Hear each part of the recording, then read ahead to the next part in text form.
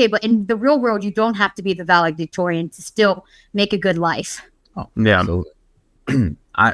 Look at me. I'm living proof. If someone as dumb as me.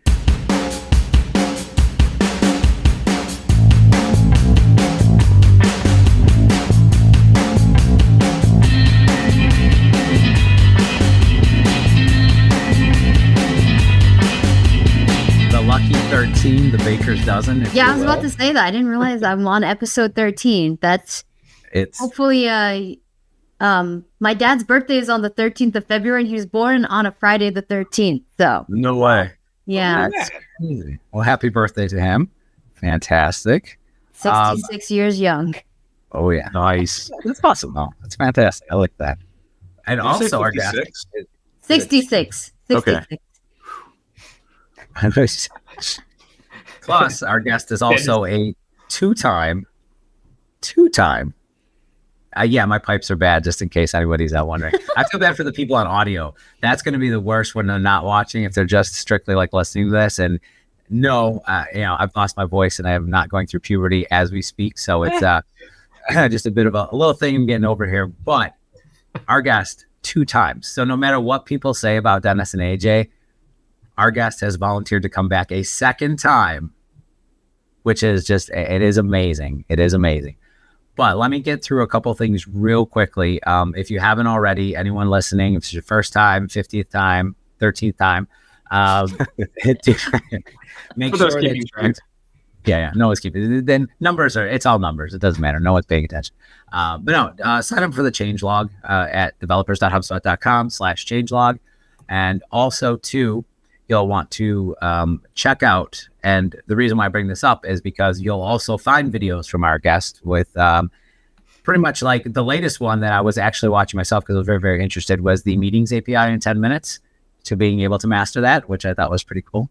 But yeah, you got to go to our YouTube developers channel and check out a lot of the videos. You'll find great stuff from our guest, as well as all the back episodes of this show if you want to watch, or if my voice hasn't already turned you off to the concept.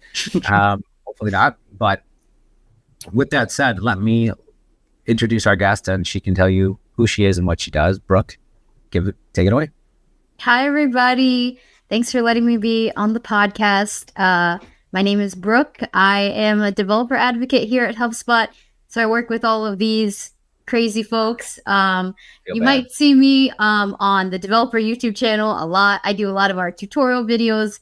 I actually started at HubSpot in HubSpot Academy. So if you've ever did any like Academy content that's developer related, you'll probably see my mug there too. Apparently I'm just like on every single like thumbnail for all of the developer stuff. So like my face is too much on the home screen. Yeah, look, we need to take some photos of you in Ireland when we go there. I know. Yeah, I need to get some new mug shots. No, not at all. The more the merrier, because those videos are good. Like I mean, between the Academy and between the YouTube channel, like there's so much content there to learn from. It is absolutely fantastic. So we really do appreciate you doing that, because it's not easy, right? You're putting yourself out there, and it's, not a lot of people can do it, but you do, and you do it well. So we definitely appreciate that. So that's a very fantastic thing. So thank you. Well, thank you very much. Yeah, no, I have a lot of fun doing it. And if my content can help you all code better with HubSpot, that's all that matters. I was going to ask you, what is, and it could be recently or it could be in the past, but, and it could be either Academy or the YouTube channel just in general, but what are some of the more exciting ones that you've done where you've done one, like a video, and you said, oh my God, that was really fun, or you like really got into it as like, because like some of the stuff is instructional, right? So you don't want to be too silly about it, as opposed to this podcast where we can be a little bit more loose with the comedy, if you will. I workshop. That's what I do. This isn't really, I don't take this seriously. This is just for me to workshop comedy, basically. But no, some of the waiting for the Netflix special. Right. Yeah. That's I'm pushing for it. But with some of the ones that you've done previously, were there ones that really you found just to be like exciting and fun for you because you really got interested in it as far as the video making? Yeah. No, that's a great question. I don't know if this is actually out yet, because I know it's in the queue. We've got quite a bit of videos ready to go, especially because of the upcoming trip. We want to make sure we still have coverage. but I made a video covering the Figma design kit. And I really love like doing design work. Like before I was here at HubSpot, I like worked as like a UX designer, although I kind of just became like the overall web dev person there. It's fine. But so I really like front end design. I like doing that. So like going through the Figma design kit and just showing people like how they can use the different components, the reusable components that are within Figma to like create mock-ups for the UI components, for the UI extensions and stuff like that. That was really fun to do, just because I really enjoy that stuff. And so, yeah, anything like front end design related, I really like that. That's like kind of my bread and butter, I would say. Was design the first thing you start? Because I mean, me personally, I started in like the design realm and then kind of moved over into development, whether that be coding or just DevRel or anything in particular. Was that how you did it too? Did you start in design first?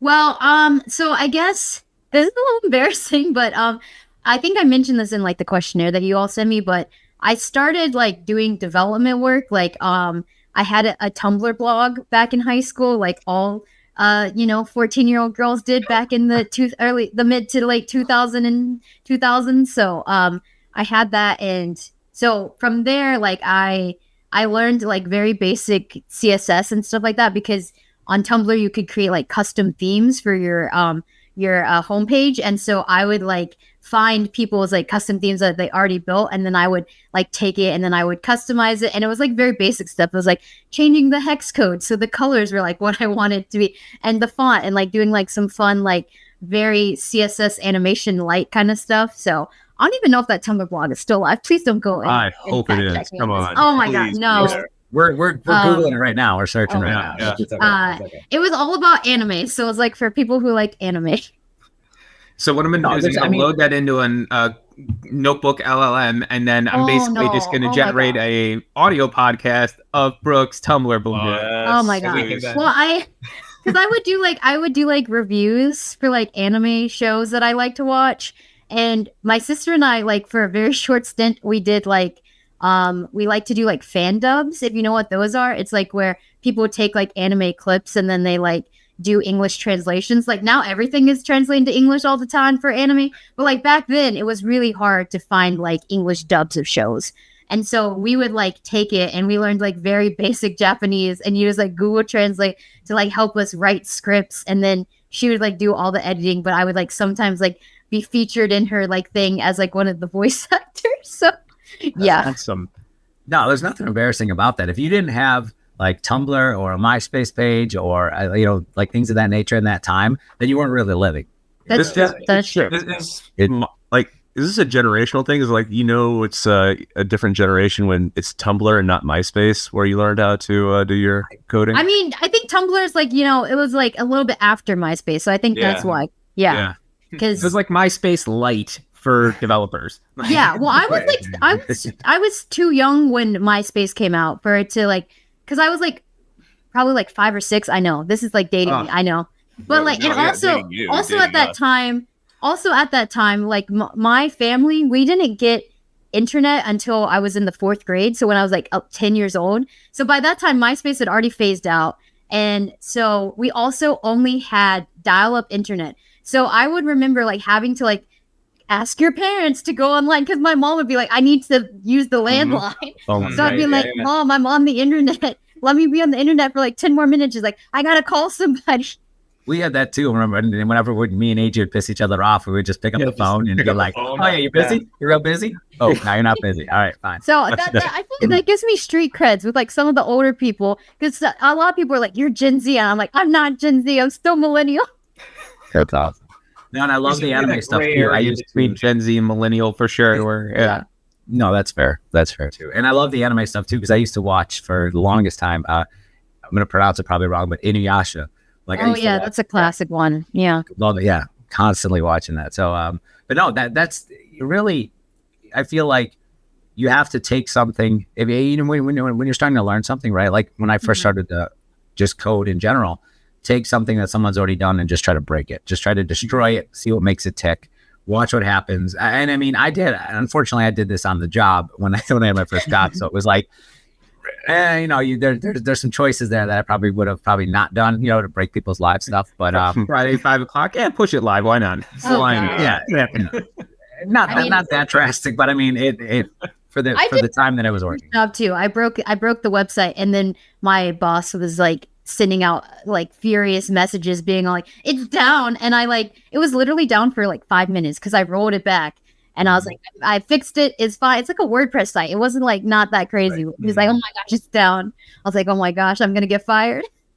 There is like a general panic now more so than ever when because everyone's so used to 99.9% uptime. Yeah. That when you get that it could be 5 seconds of downtime. It is and I never realized it until someone equated it to money, when someone equated it to product and sales and things like that. I'm just like, it's 5 seconds, just relax. But I get it, but you don't really, as a developer, sometimes you kind of lose sight of that. Mm-hmm. And then you need somebody in the marketing team or something to kind of be like, yeah, well, this translates to that. So, it's understandable. But I wanted to kind of rewind back a little bit. Tell us a little bit about how you first, you talked about Tumblr.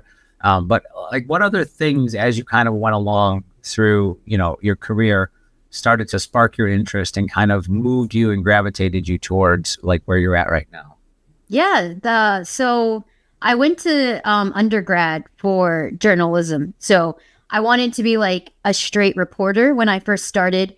But I quickly learned that reporting is not for me because you have to interview strangers, and I'm not a great fan of doing that. And they one of my first assignments was go out onto the street and ask 5 people how they think about this. And I'm like, I don't want to talk to anybody. So I was like, maybe being a reporter is not for me. But then in the journalism school, they had this specific track that was called interactive multimedia at the time. And it was basically just front end web dev, but specifically in a journalistic context. So we everything that we had to do was story based. We'd have to create a website on a topic and do the research and reporting and stuff like that. But most of it was here's how to write HTML, CSS, and JavaScript to create the web experience. And so that's kind of how I fell into it. And I really enjoyed those classes more than I enjoyed my reporting and writing classes, because I enjoyed the feeling of taking code and making it look beautiful, making it do what I wanted, having bringing in a JavaScript library and adding some fun little interactivity to it, and when I would be able to help my my classmates with solving, they would be I got this error, I don't know what this error means, and I would go in and be okay, let's sit down, let's look at the error, let's try and understand what is the error code saying, and I would help them through that. And I really enjoyed that process of debugging and stuff like that, which is kind of something that a lot of people I feel once you get good at debugging, you kind of are oh my gosh, this makes so much more sense now, once you're able to solve your own problems. And helping my classmates with solving their problems really solidified in me how to get to those solutions quicker, because it would be oh, I've seen this error 5 times now, so I know the right way to fix it. That's so cool. I never really thought about journalism and coding as a series you could do in college. Did you do a lot with data, trying to clean data and make it just pretty and viewable to people? So that was a whole unit for one of our classes. It was a data visualization unit. So we had to learn how to use the Google Charts API and also grab data from other open source APIs. So a lot of the APIs that we would call would be government database ones. Mm-hmm. So trying to get census data or something like that that's publicly available. And then we would take that and then we would render out that data using the Google Charts APIs to make graphs and stuff like that. So yeah, there was a data component to some of the units that we did. So cool. That's awesome. For me, Nick, you probably had the same experience because we both went to Eastern. It was just here's HTML tables, build a website for a business. And I was it's not pretty, but it works. At first I was worried where you're going there, and I'm what are you? But no, let me ask you, Brooke, did you also find too that with some of the stuff, and this is kind of touching on what AJ is talking about, it kind of not outdated itself, but it became very irrelevant quickly after you learned it. Because I've noticed that's been a trend with most people that we talk to, especially within tech related industries. That's a great question. Jason. That's such a great question. And I mean, I think that that's just going to be true throughout our careers because of how fast things change. But like, for example, like one of the like units that we did in this class, and I mean, I was only in college like 2015 to 2019. So this was like less than a decade ago. But like when we first started like learning how to do JavaScript and stuff like that, we were like being told to use Bootstrap and jQuery and things like that. And so I learned using like all of that. And then like by the end of my college career, my professor is like, jQuery is going the way of the dodo bird. You need to learn how to do vanilla JS and like learn how to just do it yourself. And then like, then he was all like, and maybe throw in some React there. And I was like, what is React? I have no idea. Like all of this. And so, yeah, things changed very quickly, even in that 4-year span. So it was like, I don't even remember like half the jQuery stuff anymore. So yeah, I mean, and the APIs probably were hitting XML rather than JSON at that point, right? That evolved. I think it depended on some of them. I don't remember 100%. I think most of them were already starting to move to JSON based, but there's like definitely no like GraphQL or anything like that. I just love how you said like in 2015 to 2016, and then thinking back like, so 10 years before that, none of that stuff was there for any of that. Like, like when I was there, it wasn't. I do think that that's interesting though to see, like, if I were to go to school now, you know, how much further I could possibly be in my career than I would be like when we were in college, like, you know, because the technology wasn't there. You know, like Facebook was asking for EDU email addresses at the time. You know, I forgot who I had this conversation with yesterday. I took oceanography at Eastern. So I'm like, there wasn't really like, there wasn't a serious like curriculum to take actually.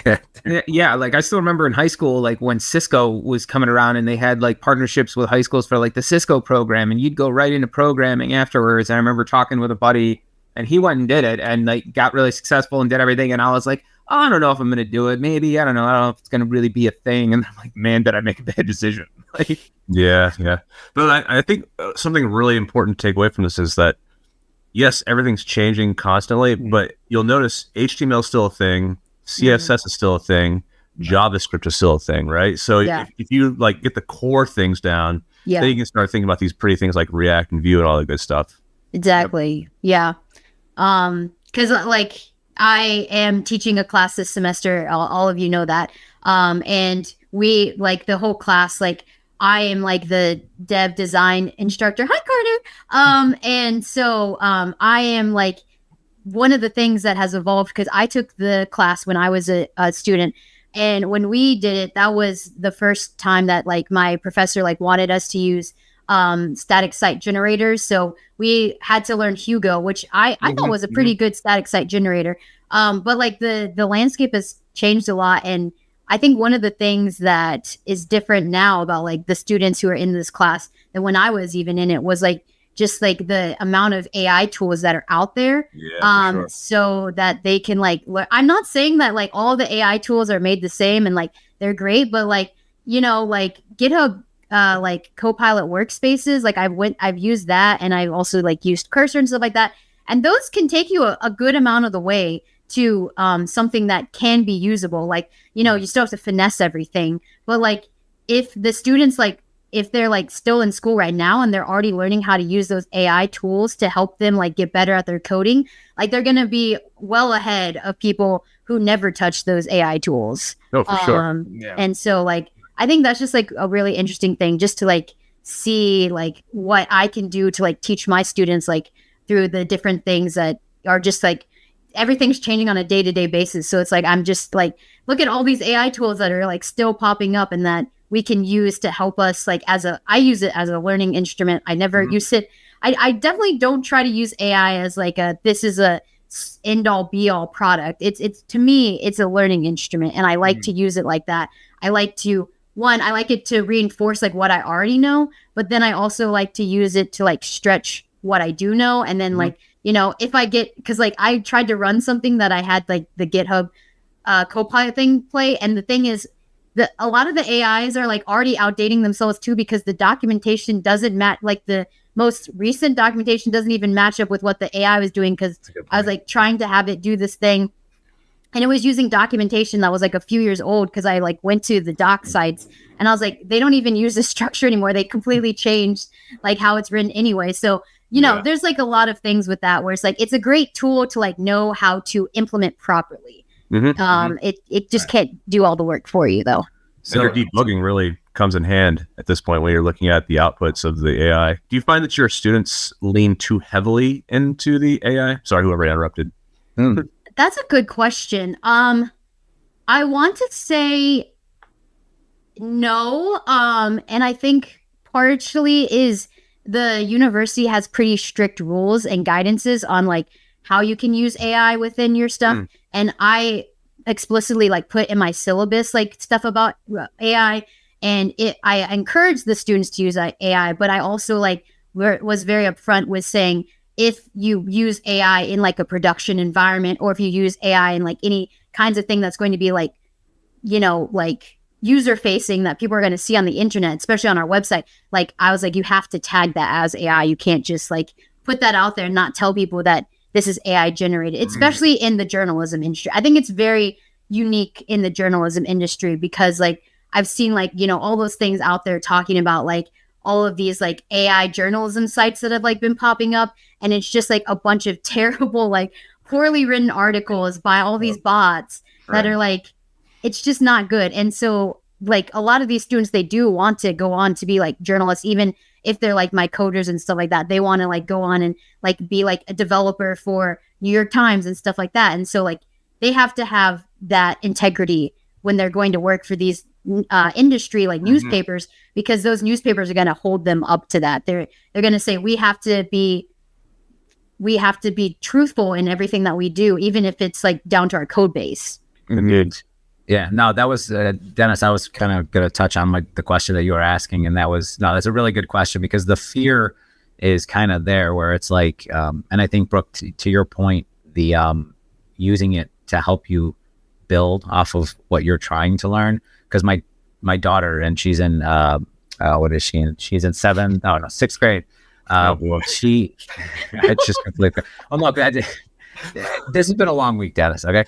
But no, she's, they give her in ELA, which is a writing class, writing assignments, and then they ask them to go and like enhance it with like a ChatGPT or an AI instance that they use.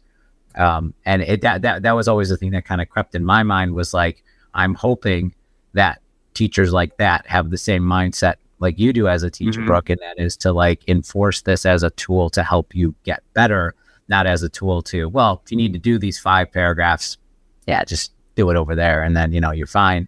But no, so that's that for me. That's like great advice, and I'm glad that people think like that, especially people who are teaching. Because it's got to be like, there's got to be a fear there too for teachers too, because you have to, now that's one more thing you have to worry about, kind of like pushing the students in the wrong direction, right? Yeah.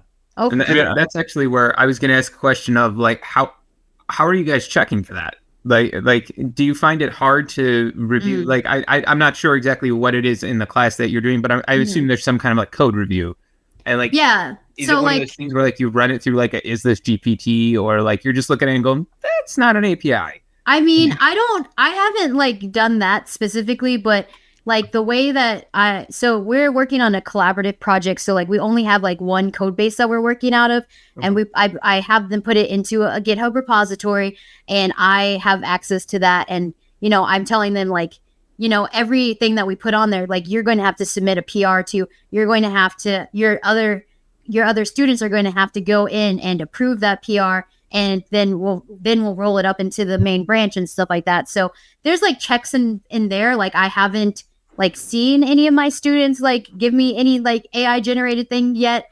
But I don't know if that's going to be the case. But I've tried to like put in checks where it's like humans are going to have to look at this. So you're going to have to make it like make sense to a human and not just like the weird computer stuff. Yeah. Mm. Yeah, that's something I never really learned when I was younger. Is being actual PR reviewer, like actually being the gatekeeper and going through and doing a good job of just reviewing all the code. Yeah. Took me a long time to get to that point. And that's why I wanted to like instill that in these students now, because 2 of my students are seniors, so they're like about to go into the workforce. So I'm like, if you don't know how to like, do a PR, if you don't know how to make your own branch and like, have good like GitHub hygiene, I guess you could call it, like people are going to like call you out on that. Like if you become a software engineer, like you're either gonna have to BS your way through it until you like learn it. So I'm like, just learn it now and you're good to go. And one of my students, she was actually an intern at GitHub. So I'm like, I'm jealous you get to work with the GitHub people. That's awesome. I did the GitHub 101 thing that they have on their site is also really fantastic. I can't remember when I did that, but I went through that as well, because I was one of those people where it was like I had done everything around that, and then worked at places that didn't have repos or didn't have dev servers or didn't have any of those things, right? And you'd be working live, and yeah, people can tell right away the minute you're not one of those people that is like you can fake it for a little while, but it becomes evidently clear. I wanted to ask you, Brooke, you mentioned that for the journalism, you didn't want to talk to strangers, out on the street. So what led you to teaching in front of a bunch of people? That Good question. Wow, that's a great question. How did you get over that then, if that was a fear? Because that's real. I guess like in my brain, I see it as like I see them as like 2 separate things. Like asking people like on the street, like their opinion about something for a journalism article is very different than teaching, because in my mind, I see teaching as like an extension of like public speaking, which I feel very comfortable with public speaking because it's like a one-to-many situation. Whereas when you're like interviewing someone, that's a one-to-one situation. And that's where I get tripped up, is like one person to one person. But like if it's like a group of people, I'm like, ask me anything. I'll tell you whatever. No, that's awesome. Yeah, that's plus random people are just strange in general. So that's very true. You never know what you're gonna get. Now, is there you had mentioned we mentioned React a couple times now. You had just went to the React conference, right? I did, yeah. So it was how was that? And John and Bree. It was very fun. It was in this like really cool like science museum in New Jersey. So there's like a giant what is it called? Like the dome place where you can like see the sky. Planetarium. There's like a giant. Yeah. It's apparently like the largest planetarium in North America. Really cool place. It's really cool. So it was like in a fun area. And we talked to like a bunch of interesting people. So the topics that they talked about were really fun. It was an interesting conference structure. Like I thought the structure was a little weird. But we had like good foot traffic at our booth, and people were interested in knowing about like what is HubSpot, and like we didn't even know that you could use React with HubSpot. And so we were like telling them, yeah, you can do the CMS, you can use our React stuff for UI extensions and stuff like that. That's fantastic. No, very cool. Plus two, I'm sure it helps because John and Bree are just really fantastic to be able to have, as you guys as a trio there. Those are the kind of things where I think like when you get to meet other developers, right, that are either have heard of and it doesn't have to be just because we work at HubSpot, but you meet other developers that have either heard of us or are using HubSpot, and then you get to get that interaction where you get to see like what they're doing, the struggles that they're having, right, or the successes that they've accomplished. And it really kind of makes you feel like you're doing something. Not that people don't, but I mean, I think that added little bonus on top is something fantastic. I mean, I can ask. It's kind of the same probably experience that you would feel like when your students, like when, like towards the end of their class, right, start to show that spark hits where they're starting to get things and they're starting to like implement and kind of apply what you're teaching them and really start to like, it makes sense, right? Yeah. It's a really great feeling to like see, you can kind of see like the light bulb go on, I guess, like that light bulb moment. Do you teach a? Oh, sorry. Yeah. No, I interrupt all the time. I'm speaking. No, go ahead. I can give my voice rest. That's okay. Go ahead. When you're teaching, do you teach platform agnostic? Is it just like as vanilla as possible, or you push some sort of like a HubSpot or a WordPress or whatever it might be? That's a great question. It's really kind of dependent. So I've done this class a couple of times. So this is my second time, and the last time we did Gatsby, which I liked Gatsby. I thought it was really good, but I thought it was a little bit too complex for what they needed, because like the site that they're building is fairly small, which is why we use static site generation. And we kind of like do like a headless CMS situation. So I'm always like trying to figure out like what is the like best thing. So I'm not trying to like say this is the best way. I'm just trying to show them like a couple of different ways. So this time we're actually doing something with 11T, which I've actually never worked with, but I've heard good things about it. It's really easy, and you can like basically bring like any templating language you want to it. So it's very platform agnostic in that way. And then in terms of like the back end, on Wednesday, I just showed the students how to hook up the GitHub repo that we created to Netlify. So I'm just trying to also, one part of this is I have no funding for any of these websites. So I'm like, I got to keep it on the cheap. So we're doing on the cheap development. So I was like, the Netlify one, the free tier is pretty generous. So I'm like, when we have like a website that has like 5 pages and that kind of stuff, like I don't think Netlify is going to be like, you need to upgrade. So I was like, I think that will be fine. And also with like, I was telling them about like how the continuous integration CD pipeline works. Like, we set this up so that whenever you build on the main branch, it's going to auto deploy to Netlify, and you don't have to worry about that. And so like talking them through that and stuff like that. So it's really just like, I just kind of like am doing research constantly about like, what is the best thing? What's going to be like, and the reason why I chose 11T is because it's just pure JS. So I'm like, they've taken like up to the intermediate level, which is where they mainly focus on JS. Like they haven't gotten to React yet, which is like the advanced lesson. So I'm like, if I at least teach them like through 11T, which is using just pure JS, then they'll learn how to like integrate with other like JS libraries. We're also like bringing in some Tailwind CSS. So I'm like trying to like, use a couple of different things, but it's really platform agnostic. I'm not like, that's really cool. Touting anything specifically. One of my biggest struggles always was I can code HTML, CSS, JavaScript pretty well, but like I always get hung up on all the other elements that you can add to it, like the pre-processors, the post-processors, all the integrations. And I would spend hours like researching all these things, and then I wouldn't build a site because there's just so much out there. So the fact that you're helping them get through this is pretty amazing. I mean, I think part of it too is like we have a very hard deadline, so that kind of spurs on the creation process. Because one of the things that is really fun about this class is that we have a final showcase of all the work that the students have done.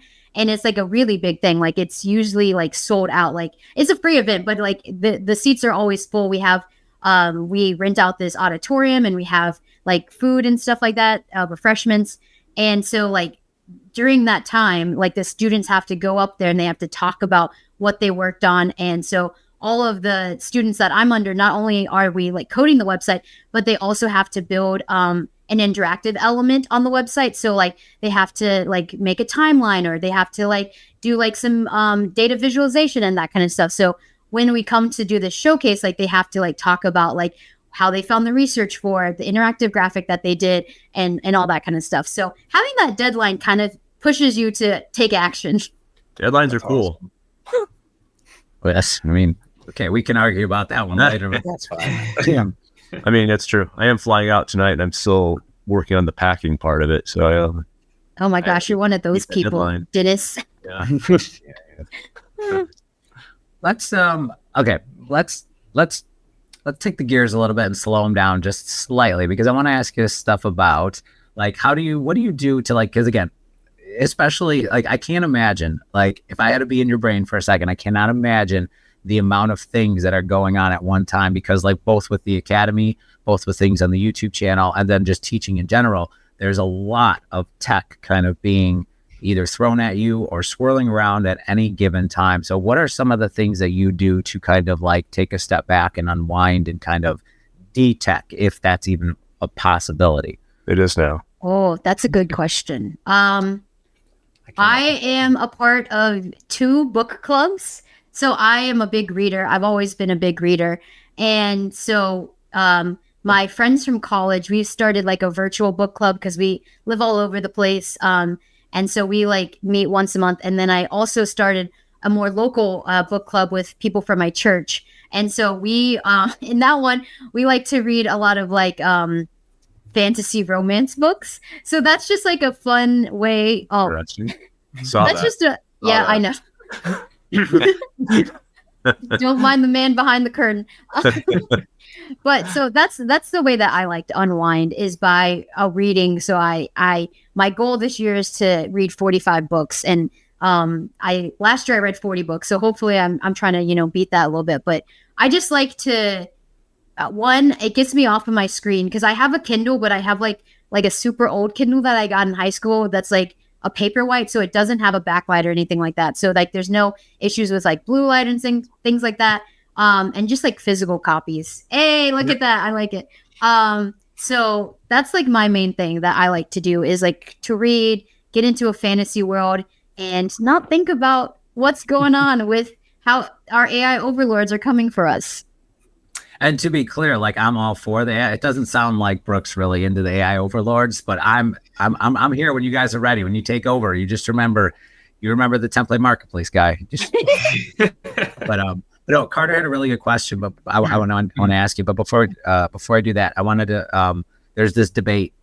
It's as old as 13 episodes. When it comes to reading, audiobooks versus normal books. I know where most people like myself, Jana, and others stand, and I also think Justin Givens as well. Where is it reading? Is an audiobook reading? Yes, I think so. I think whatever media that you consume a story in, you're reading, I guess. I gotta because go. Like, okay, all right. We have our new favorite guest. All right, thanks everyone. Appreciate you coming. The thing is, I don't want to gatekeep here, because I have several friends who have difficulties with reading because they have what is that? Dyslexia. They have dyslexia. Mm-hmm. So like, for them, it makes it hard for them to sit and read a paperback book because the words are like jumbled soup. And so like listening to the audiobook helps them. And I know that, for other people who are neurodivergent in different ways, like listening to audiobooks is really helpful to them, because it's easier for them to actually concentrate on it than like sitting and reading a physical copy. So to me, as long as you're listening to a book or reading a book, like you're reading, like you're getting the story ingested into you. So right. Can we clarify this question? Because I think it's misleading. Because if you're actually just listening, like that's all you're doing is listening to the book, reading, sure, I'll go with that. I'll stretch that far and say we're reading. But Jana was saying reading is even when you're in the car driving and listening to an audiobook. I agree with that. For me, like it's like it has to be like a task that is like very like low lift for your brain, because like listening, you obviously want to listen to the story and you want to take that in and you want to know what's going on in the story. And for me, when I'm driving, like I don't think too hard about driving, especially like I go to like the same 4 places. Like I hardly ever leave my house. The other places I go to are less than 15-minute drive away, and it's like I don't have to like think about driving when I do it. Like I want you to think about driving when you're doing it. I am thinking about driving. I want you to think about sorry. Right? No, I am thinking about it, but it's not something, you know what they talk, what they say about driving. It's like, you kind of get into that trance, and then sometimes you're like, oh my gosh, I'm already home. How did I even get home? Yeah, but like, if you're in that trance, you're not listening to it's... No, but the audiobook makes me focus on something. It makes it... Dennis, it's okay, because she's not teaching driver's ed, so we're okay. We might need a State Farm sponsorship. I'm just saying, like, hey, okay. I'm going to preface this. I have not gotten, knock on wood, I've not gotten a single ticket in my life. So I've gotten a ticket. I've wrecked a car. But my point is, you don't get the information as much as you do if you're actually like concentrating solely on a book. Well, actually, I think it depends on the person because again, going back to that I gotta neurodivergent go part. pack or something. I don't want any of this anymore. Okay.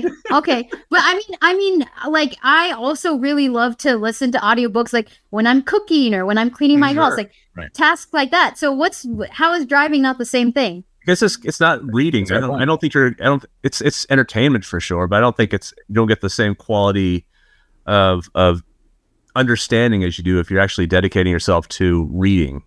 I don't know. I challenge that because I think it just comes down to how well you can multitask. Yeah, like, no one can multitask. No one can multitask. That's true. That's true. But some people's brain process at different speeds than other people's brains, and so there's that. I guess what we're coming down to is Dennis is an idiot and very slow. Oh my gosh. Here's a good question. I mean, that's going in the show notes, but I didn't want to. I wanted to surprise you, but that's. I mean, if you're gonna, is that the title of the episode? Yeah, Dennis. No, that's not fair. I mean, I would that's totally. so mean. I don't want to be. I like Dennis. That's not fair to Brooke either. I mean, I would totally do that if it was just the three of us, but that's not. I mean, that was. That's true. Yeah. True. That one's a special one for Dennis. But let me ask you guys this though. So like everybody processes information differently, right? When you guys are watching videos, whether it be a Loom or a YouTube, what speed do you watch them at? At least 1.5 times speed. Yeah. Yeah. Minimum 1/2. I'm usually like 1/2 to 2, depending on the speaker. Yeah. No, that's fair. No higher than 2 though. I can't do higher than 2 times speed. Well, yeah. Like I mean, I love Alvin and the Chipmunks, but I can't listen to it, for an extended period of time. And just to help clarify, like, I mean, like when I asked the question, it was in a perfect world, because Brooke, you bring up something really, really important. And I want to give a shout out to John McLaren as well, because on his website, he has on his personal website, which I'm not going to give out. I don't know if he wants us to, but he has it's not a plugin. I can't remember what it is, but it shows like it replicates as best as possible someone with dyslexia. Yeah. And the lettering, because my daughter has it, and it is like, when I first saw that, because I can remember John was telling me about some other thing, and there was an article on his website. I think it was about fonts, about the fonts they use, and I just happened to see that, and I clicked, and it just blew my mind. I was just like, so yeah, I totally like, from a neurodivergent perspective, yes, absolutely, like the audiobook thing, but in a perfect world where if it was just and there was no like issue in which that would need to be used, I still think Brooke and John are brilliant, and Dennis just doesn't really understand audiobooks. It's all right. I mean, it's fine. I think audiobooks can also, in my opinion, audiobooks can also help a poorly written book actually sound better. Because like when you have that person reading it, they can kind of like make up for the poor writing through the way that they do their inflections and things like that. I can feel Dennis just getting like, I can see it. I like audio. I have an Audible subscription. I listen. No, you should get Libro FM. Don't support it. That's can I say point. that on the platform? I'm so sorry. They were our sponsor, but I mean, oh gosh. Well, if you do Libro FM, another one.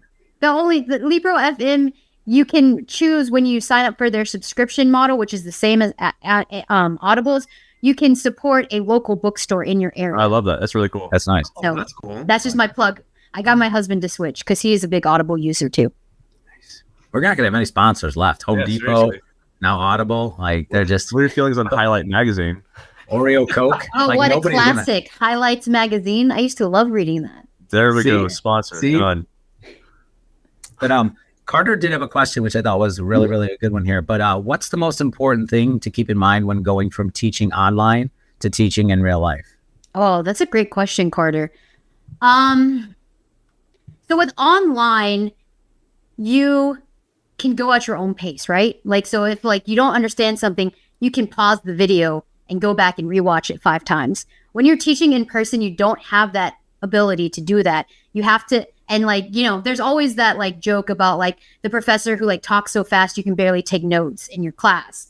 And so for me, it's about augmenting how I talk and how I present my information so that it's more easily digestible in a real life setting. Whereas on a video, I can just be like very matter of fact and go through all of it and not stop for any questions, because you can go back and watch it You can watch it as many times as you want to in order to get the information. You can pause the screen and literally copy paste what I wrote on my code and stuff like that.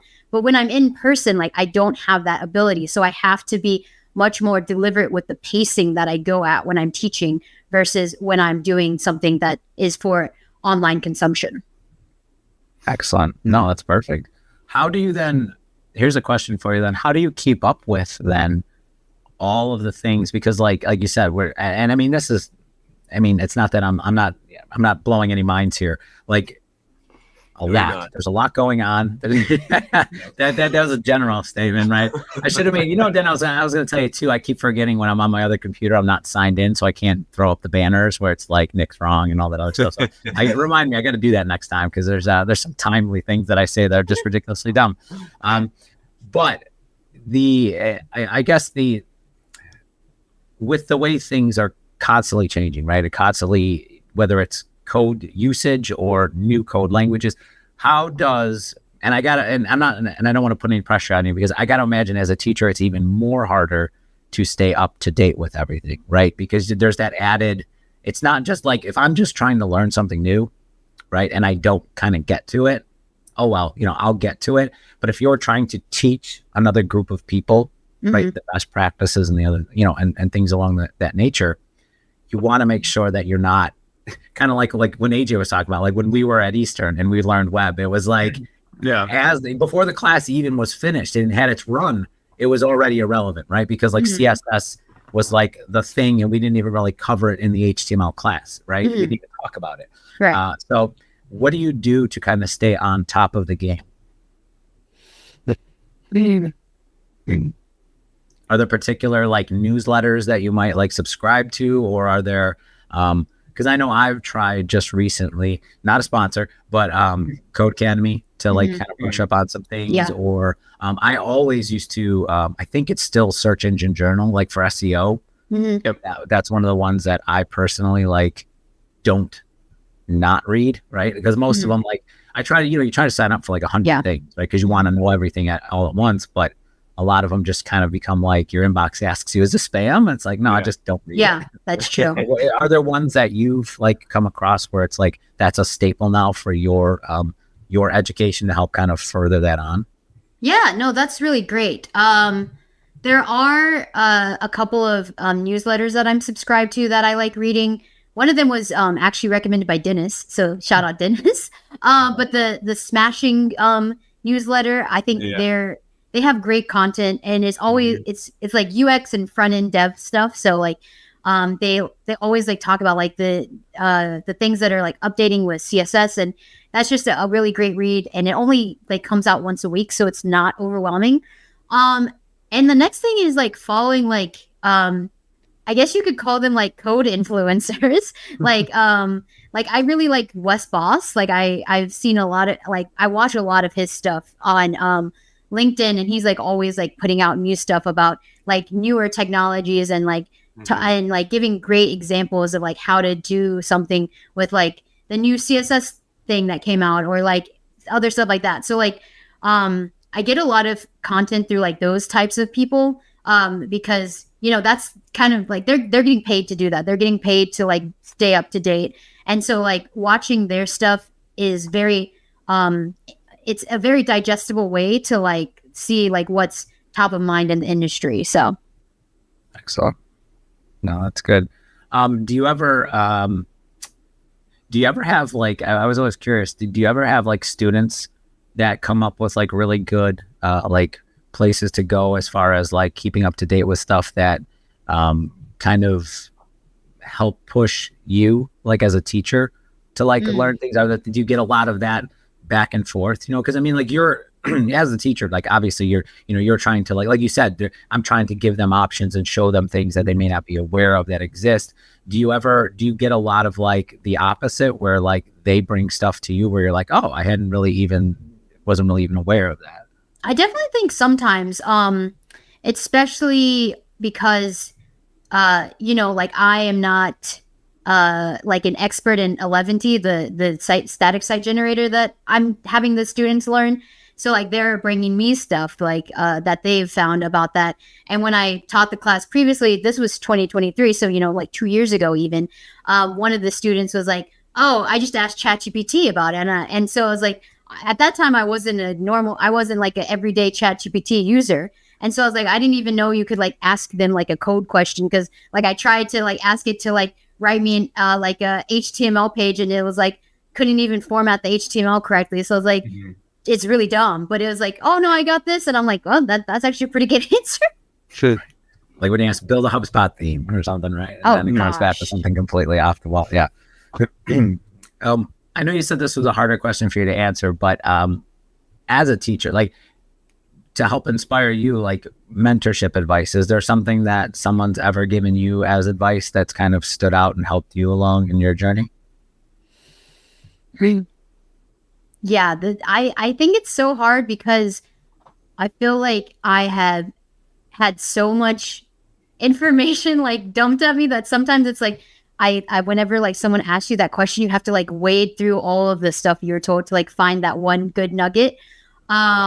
And like my students on Monday, they were talking about like how they're like really uncertain about the job market, and they're like kind of worried about like how things are going, because like, to be frank, it is very hard to get a job right now, especially if you're looking for an entry level position. And so, I just gave them the advice that I would want to hear, like when I was in that position. And my advice was like, you don't have to rush your life, which I know has nothing to do with like coding and stuff like that. But like when I was a senior in college, like I was like, I need to have a job offer before I graduate. I need to have my internship for the summer lined up. I need to have like all of my ducks in a row before I'm even done with school. And the only thing that led to was burnout. It led me to realize that I never took time off before I went into the working world. Like I like literally the day after I graduated on a Sunday. I went to work on Monday, like in the office full time. And so it was like, I never gave myself that room to breathe and to just be like, hey, you finished college. Like that's kind of a big feat to do. And so like, I told them like, there's uncertainty and stuff like this, but like, you don't have to like know exactly where you're going. Like when you're done with university, like you have time. And frankly, I think it's good for them to like maybe give the job market a little bit of time to breathe as well, and like try and like work through some of the stuff that's going on right now with all the shifts and hiring practices and things like that. So that was like the advice that I gave them, because like that was something that, reflecting back on it, like I heard that from people, but I didn't listen to what those people said. Like they gave it to me and I was like, nah, but I don't need to do that. Yeah. No one listens. No. Nope. No, similar boat. Yeah, I think that's I think that was one of the things, if I had to look back and kind of figure out, what were some of the most like fast but stressful parts of just kind of the journey, if you want to call it that. It's similar to that, where it was, I took the first job that was offered to me right out of school. I mean, it wasn't like Saturday or Sunday to a Monday. That's quick. I'll give you that. That is, I think you got the record there, but it probably was like a week or so. And then I took it. The pay was awful. Like looking back, like you wouldn't think it because you're just getting out of school, but pay was awful. Like it was just a basic like copy and paste code job. But yeah, it was one of those things where I imagine if I would have waited, kind of figured out, what was going on, and maybe even done like, because even at that time too, there was still a push for like certifications and like there were some like outside of school things you could do. Who knows? But yeah, no, I feel like you get caught up in that a lot, right? Because you're like, one big part is ending, the next one is beginning, and everyone thinks, well, time is of the essence. I have to like jump quickly or I'm going to miss out. And I don't necessarily think that's the case. I mean, obviously years of just living kind of gives you that experience. Yeah. But like, I can imagine that is very real at the time for sure. But yeah, because I think students are, especially seniors, like they're just so anxious and they're going into an uncertain job market. Like I just wanted to encourage them that like the first job that they take doesn't have to be their dream job, but it can, like, you don't even have to like have a position in place before you graduate in order to still have a fulfilling career. And I think that was what I was trying to encourage them in, because like, at least for like where I went to school, like UNC, like everybody there is like super the high achiever students. So like every student in the school is like the ones who are like, I was like the valedictorian of my like little small high school of 300 people. And it's all like, okay, but in the real world, you don't have to be the valedictorian to still make a good life. Oh, yeah. So, look at me. I'm living proof. If someone as dumb as me, if I can work at HubSpot, that's not what I mean at all.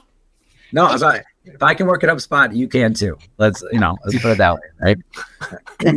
But going along those lines of like the fast paced and the feeling the rush of everything, what I think tends to get lost sometimes is, or not get lost, but when you're moving that fast, you get surprised by more things, right? Yeah. What was like the first, when you first started your career, like what was one of the things, or maybe there's multiple, that kind of surprised you with the role in general? And that can be like the academy, that can be DevRel, but like when you first, because there's that point that people get where they're like, what I'm doing, this is going to be a career. I could do this as a career, right? So like what surprised you most when you first started to get the ball rolling and you felt like, okay, I'm doing something that's going to be a career? What surprised you the most about it? That's a good question. I mean, for me, it was AJ working here at HubSpot. I was surprised they hired him. So I was like, they're going to hire him, they'll hire me. It's got to be, right? Wow. No, I think I was surprised that I could find fulfillment in something that, like, I could find fulfillment in something that people find boring, I guess, is what I'm trying to say. Like, who finds that boring? Who finds it boring? Come on. I mean, I guess what I mean by that is like, when you're younger, like the only jobs they talk about is like going to be like a superstar athlete or like an amazing actor, being a lawyer or a doctor, those kind of things. Like those like careers, like those are the only ones that ever exist in the world. And then it's all like, actually you realize when you get to be an adult, like that most people work mundane jobs. And like you can find fulfillment and happiness in the mundane. Like when I said, when I was younger, I wanted to be like a reporter. So my dream was to like live in New York City and be like this amazing New York Times reporter that's going to win like a Pulitzer and stuff like that. I'm clearly not doing that. But does that mean that I feel like unsatisfied with where my life has turned out? No, not at all. Like I am so much happier that my life went the direction that it did. Like I didn't fulfill like my 12-year-old dreams, but I just learned that my dreams can evolve as I get older. Do you think that's changed over time? Because like a weird example, but my 8-year-old, he's like, when can I have my own YouTube channel so I could stream when I game? And I'm like, never. I'm like, no.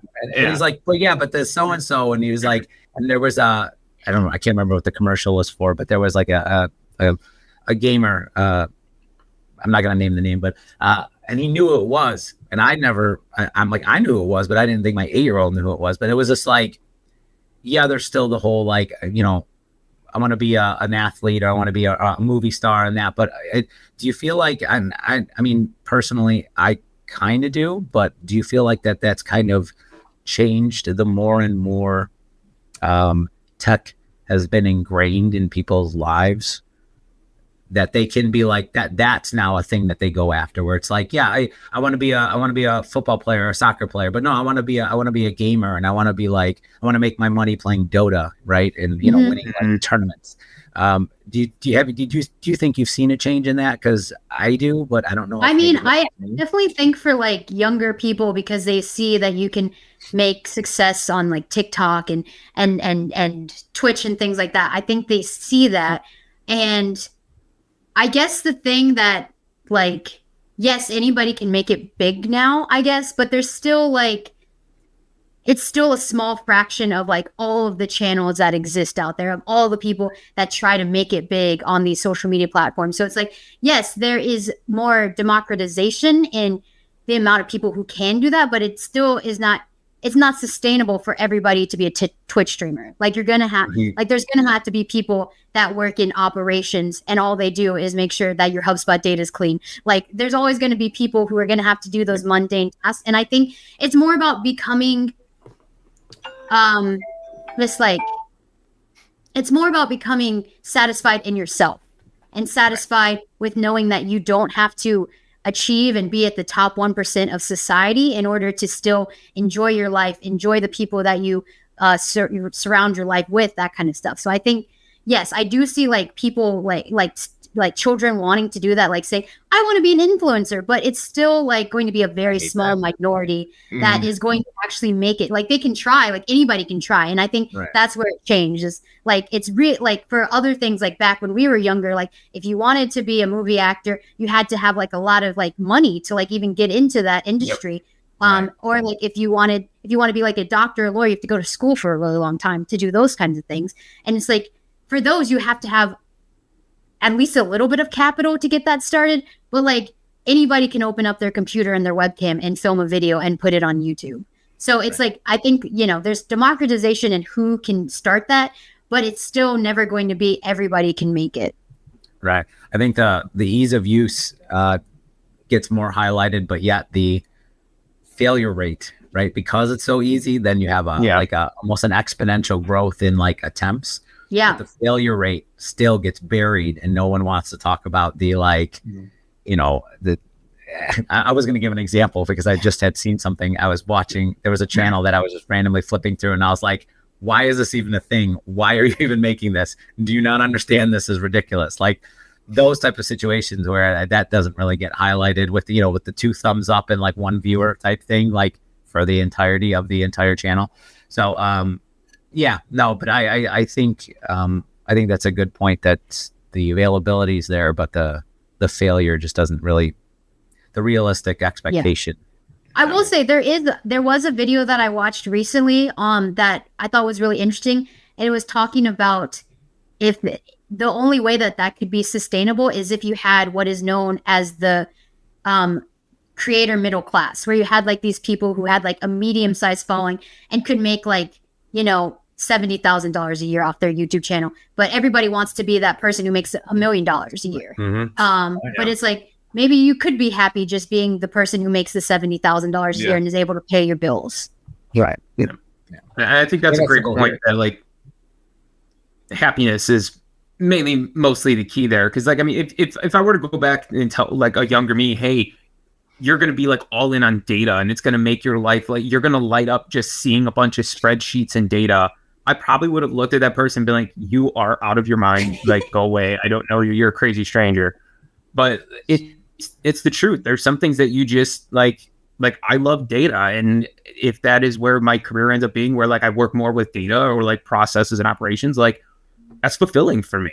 Yeah, for sure. So I think that's a huge thing that you said. There was like, it doesn't always have to be the top 1% to be happy to, you know, be fulfilled. Like you can be like middle management or just an IC and still have like just as much fulfillment and continue on and a great work-life balance. And let's not forget that top 1% isn't necessarily happy. You know, who's that computer in Minecraft, you know, who's like terribly depressed after like, you know, he's sold everything.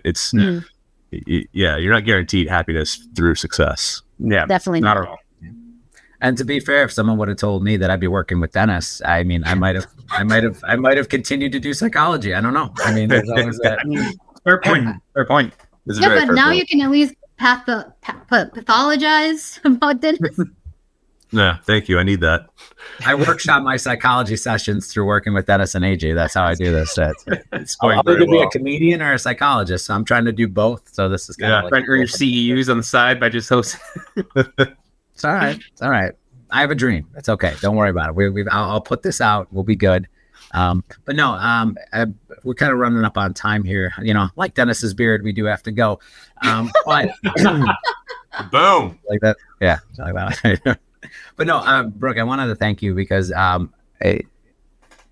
when you get to talk to people that like are this inspirational, right, and they're making a difference, because you're like, I'll be honest, like I wish there were courses and classes, taught the way, like with your frame of mind, right? Mm-hmm. Like when I was going to school, because I really like a lot of the ones that I kind of sat through, I felt like this was just a checklist. And it's nothing against the teachers too. I mean, everybody has their own situation, right? So I'm not like passing judgment there, but like as a student sitting in some of these classes, like the tech related ones especially, right?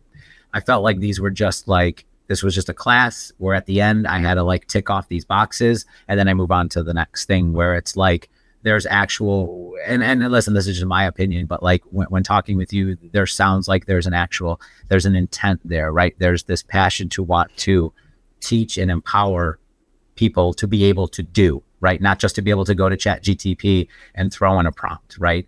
Sure, use it if you need to help you better yourself, but better yourself is, being the thing. So I want to thank you, because that's, and of course for the videos on the developer channel as well as the academy are fantastic, right? I've consumed some myself. I'll be honest. Like there's things I don't know. Shocking, I know, but always be learning, Nick. Yeah, I just want to thank you, because that is absolutely fantastic, and we all appreciate it. And now you're on our team, so we get to appreciate it even more. So thank you. Thank you. Yeah. So I mean, and thank you everybody for and Dennis, as we just, for people that didn't get to attend it yesterday, like me, who was a little under the weather, the dehug for the Elevate for the React will be it is presently on the webs. If you go to YouTube channel, you go to dehug, there is it's the latest video up there. It was great. Everyone, I recommend everyone go check that out. I'm going to go check it out because I'm a bad friend and I honestly didn't feel good. So I just wasn't able to. Sure, whatever. Yeah, it's better now. But either way, you don't have to go home, but you can't stay here unless you work from home. Then you technically already are home. But either way, you can't stay here. So, but thank you everyone for watching, and we really appreciate it. And we'll see you next time. Later. Bye everybody.